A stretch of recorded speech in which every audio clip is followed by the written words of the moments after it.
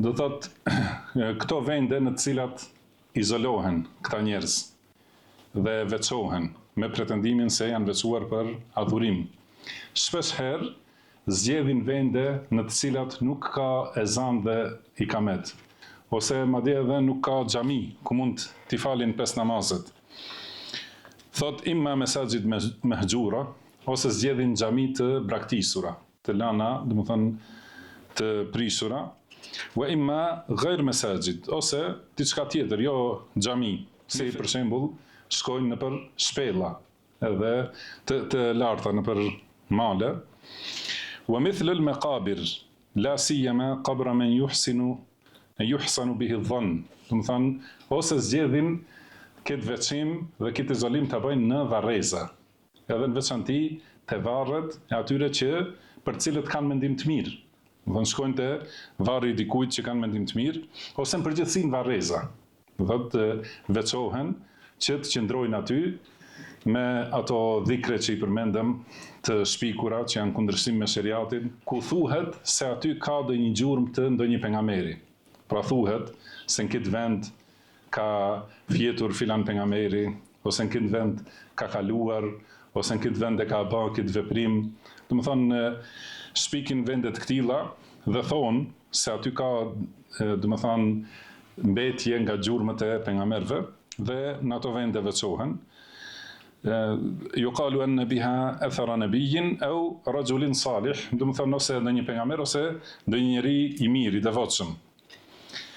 Thot, atëherë, për këtë shkak, këtyre u ndodhin në këto vende gjendje dhe ndodhi djallëzore, shejtanike. Do të thonë, u paraqitet atyre shejtani dhe i mashtron, dikush përfituron ose sheh se ka ardhur i varrosuri, i ka dalë, do të thënë është paraqitur atij ai që është në varr, kurse ai është që ka vdekur para shumë viteve. Ka, do të thënë që kanë përmendur vetë ata, kanë përmendur se më ka dalë filani, më ka thonë, më ka sjellë shpallje. Dikush prej tyre ka thonë se këta evliat thonë, ne kur vendosemi në varr, dalim prej varrit. Do të thonë, njerë hynë, që ta shohin, pastaj dalin. Si ka thonë një thirrës prej këtyre thirrësve të devijuar, edhe prej këtyre që promovojnë këtë lloj të adhurimit, që është devijimi i qartë, një person në vendet tona që quhet Besim Luma, shpesh herë bën thirrje të këtilla direkt ose indirekt. Edhe ka me një prej atyre fjalimeve të tij, flet për vlerën e kalimit natës në varreza. Edhe thot se aty, kur e kalon gjithë natën me ato frika, do të thonë është friksu. Normal që kur hi njeriu në varreza, do të thonë shumica e njerëzve friksohen, edhe gjatë natës. Do të thonë vende ku edhe gjithashtu ka papastërti, por edhe vende në të cilat bëhet shirk. Padyshim se ajo është diçka që i knaq shejtanët. Do të thonë aty ku bëhet mëkati më i madh që ekziston, që lutet tjetër kush përveç Allahut subhanahu wa taala, patjetër se afrohet shejtani. Dhe u paraqitet atyre, ose i fut ndonjë frikë, ndonjë ndjenjë, edhe ata mendojnë se kjo është gjendje shpirtërore e lartësuar, ose çmenden, do të thonë nga frika ose nga izolimi, si përmendëm dje, edhe mendojnë se tash e kam rri shkallën e evlijave. Edhe atëherë, as nuk e fal namazin, as nuk ruhet prej haramit, sepse ata thonë se kur arrin në një shkallë të lartë të bindjes, atëherë hiqen obligimet. Kurse në sheriat, kur hiqen obligimet? Kur njeriu arrin shkallë të lartë të çmendurisë. Kur është i çmendur, atëherë nuk shkruan lapsi për ta. Atëherë nuk ka përgjegjësi. Dhe ky person që e përmenda, Besim Luma, i cili bën davet për shirk dhe për këto lloje të ibadeteve për cilat Allahu nuk ka zbritur asnjë argument. Nuk ekziston askund librin e Allahut ose në sunetin e pejgamberit sallallahu alaihi wasallam ndonjë adhurim që njeriu ta kalojë natën në varreza, as që të veçohet 40 ditë, do të thonë 3 në për varreza. Do thotë kjo nuk ekziston në fenë tonë, ekziston në fenë e paganëve. Edhe këtë e kanë importu këta dervishë dhe këta njerëz të devijuar. Dhe është për çudi se njerëz si puna e këtij janë shumë aktiv në vendet tona, do të thënë në hapësirën e thirrjes fetare janë shumë aktiv. Pastaj gjen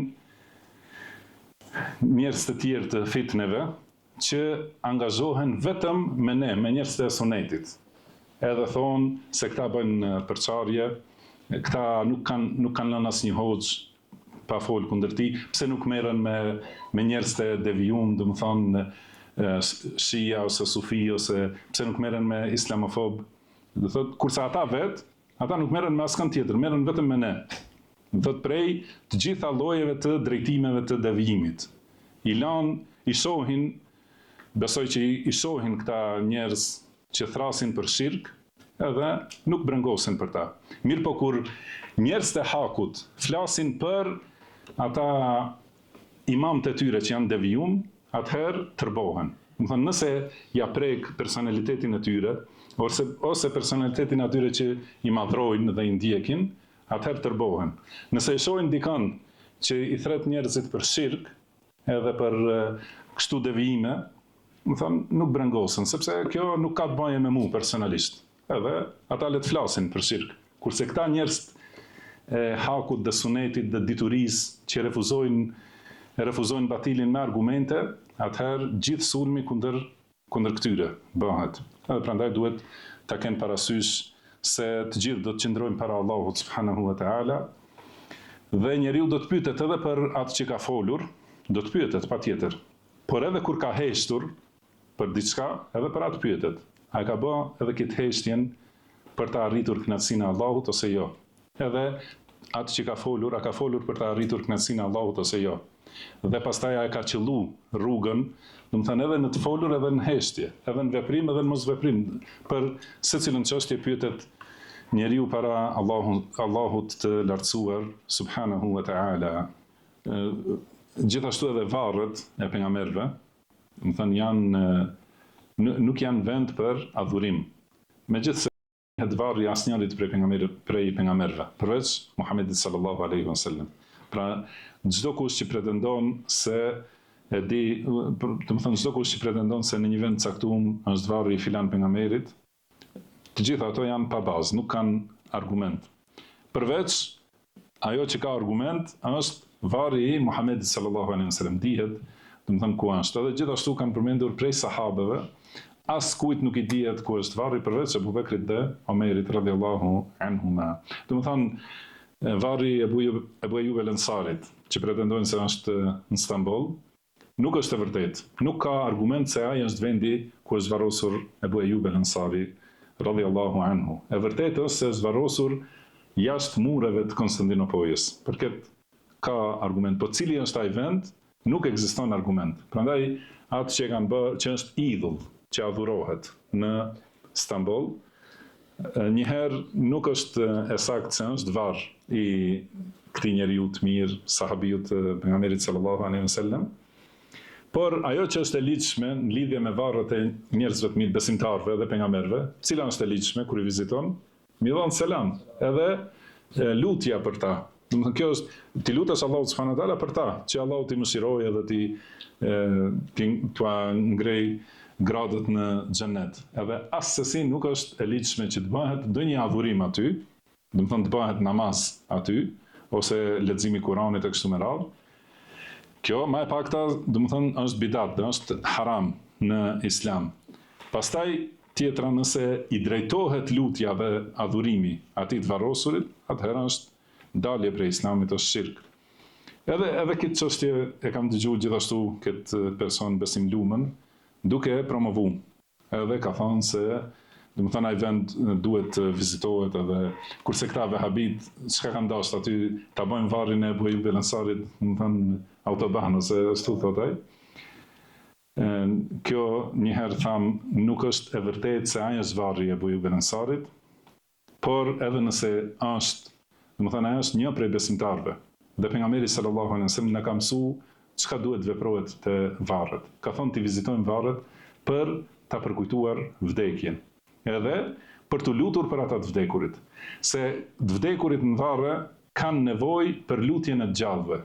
Dhe të gjallët nuk kanë nevojë të luten të vdekurve. Se, do të thonë, nuk mund të përgjigjen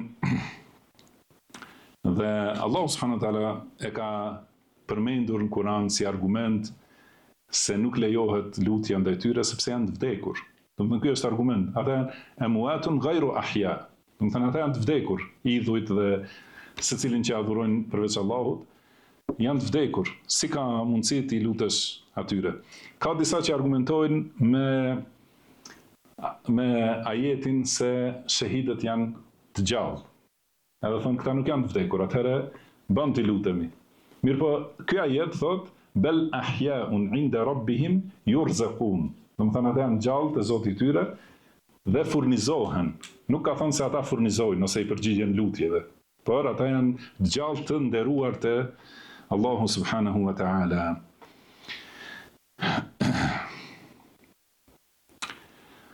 Pastaj thot, pra Allahu subhanahu wa ta'ala ka thënë wa anna al-masajida lillahi fala tad'u ma'a Allahi ahada. Do të thonë xhamit janë vetëm për Allahun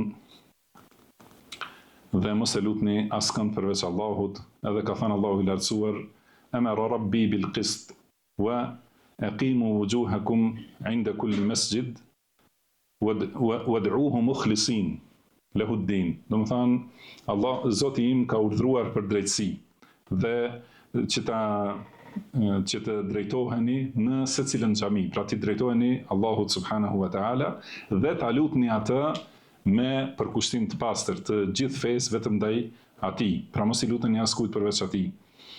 Po ashtu ka thënë Allahu ma kana lil mushrikina an ya'muru masajid Allahi shahidina ala anfusihim bil kufri ulaika habitat a'maluhum wa fi an-nari hum khalidun. Do të thonë nuk u takon mushrikëve, do të thonë atyre që i luten tjetër kujt përveç Allahut, nuk u takon që ti ngrejnë xhamit ose ti mbushin dhe të gjallërojnë xhamit, kur ata janë dëshmitar kundër vetes së tyre për kufër. Do të thonë ata janë dëshmitar se janë duke bërë kufër me këtë shirkun e tyre. Atyre u azgjësojnë të gjitha veprat dhe ata janë përgjithmonë në xhehenem. Innama ya'muru masajid Allahi man amana billahi wal yawmil akhir wa aqama as-salata wa ata az-zakah wa lam yakhsha illa Allah. Do të thonë xhamit e Allahut i mbushin, i ngrejnë dhe i gjallërojnë, do të thonë ata të cilët i besojnë Allahut ditës së gjykimit, që e falin namazin, e japin zakatin dhe nuk i friksohen askujt përveç Allahut. Fa'asa ulaika an yakunu min al-muhtadin. Do të thonë për këta është që shpresohet se janë të udhëzuar. Do të thonë padyshim se këta njerëz janë të udhëzuar.